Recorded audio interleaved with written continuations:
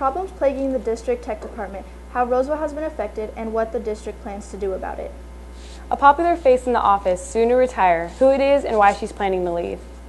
And we'll update you on that breaking story we brought you last week about the new graduation requirement for seniors. All that and more on this week's TigerCast News.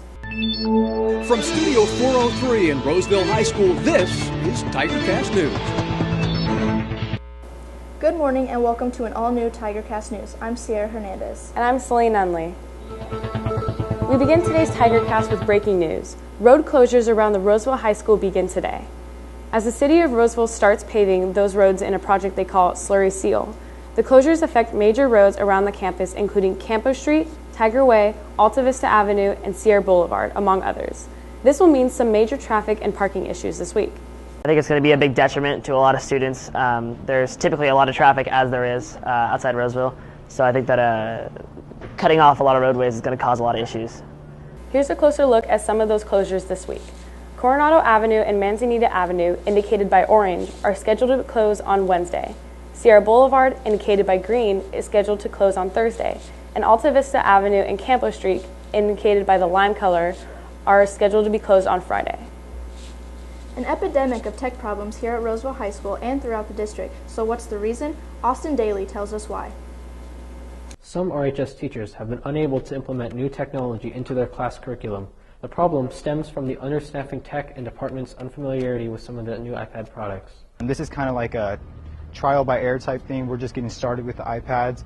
Freshman seminar teacher Melissa Jones has had to hold back lesson plans. I think lessons that were originally planned for freshman seminar students that were based on apps or various forms of technology have been revamped so that we've used the more traditional pencil and paper approach. Additionally, the tech department lost 2 technicians this fall. According to student tech Alex Lara, they have been able to find 1 temporary employee but are not yet up to full staffing levels. But we're currently still in the hiring process to permanently hire someone for Roseville. Until more technicians are hired, students and teachers should expect a delay on any repairs.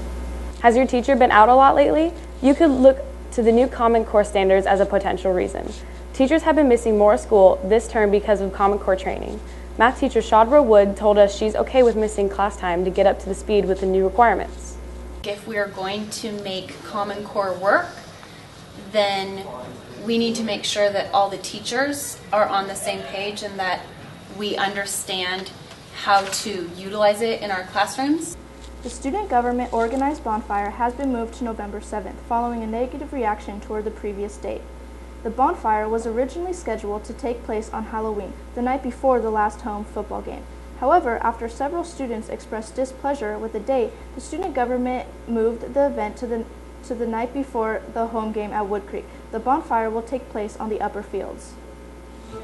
We continue to follow a developing story out of the district office. Administration is currently working on a new class that is focused on helping students to get ready for life on their own. Right now, the class is being called Personal Finance and may be a part of graduation requirements. The districts say that they plan for the class to cover many real-life situations, such as how to read a rental agreement and even how to buy a car. I would imagine that some students will grumble about it. I think once they get into the material, they're going to change their mind because they're going to realize it's things that they need to know and understand to be successful. This month is Breast Cancer Awareness Month, and many sports share their support by allowing players to wear pink in order to promote awareness. At last week's game, however, players on the Roseville High School football team were not permitted to wear any pink along with their uniforms by order of the coach. Coach Larry Cunha told Eye of the Tiger, quote, "I think it's nice to show support for those that are battling the illness, but I think that money could probably be spent better by donating it to the Cancer Society or Relay for Life. That actually help fight the disease." End quote. Attendance Administrative Assistant Diana Stockton has made the decision to retire after 15 years of working at RHS. Stockton said, quote, "I'm very excited to retire. My favorite part of my job has been the students and I will take good memories of them. I'm a part of the Alumni Association, so I will always stay connected to Roseville High School." Stockton will be missed by many of the office staff, including RHS front desk receptionist Sarah Karstens. We'll lose a big part of this school and the school's atmosphere, but I know that she will remain known on campus with their involvement with our alumni association. Stockton's last day will be this Friday. Halloween is right around the corner, as well as the Kids Can food drive. Student government is asking fellow students to trick or treat for cans this year to help people in need. Roseville High School has participated with KCRA3 for their annual Kids Can food drive for over a decade. RHS Community Service Commissioner Maddie Pilgrim gave us more information on the food drive. After the cans are donated, we give them to the Salvation Army, who is teamed up with KCRA3, and they go to families in need for the Thanksgiving holiday and Christmas. The leadership and student government classes are going to try and go out on Halloween night and do trick-or-treating for cans, which I think would bring in a ton of cans. And it'd be awesome if everyone else around school could do that too.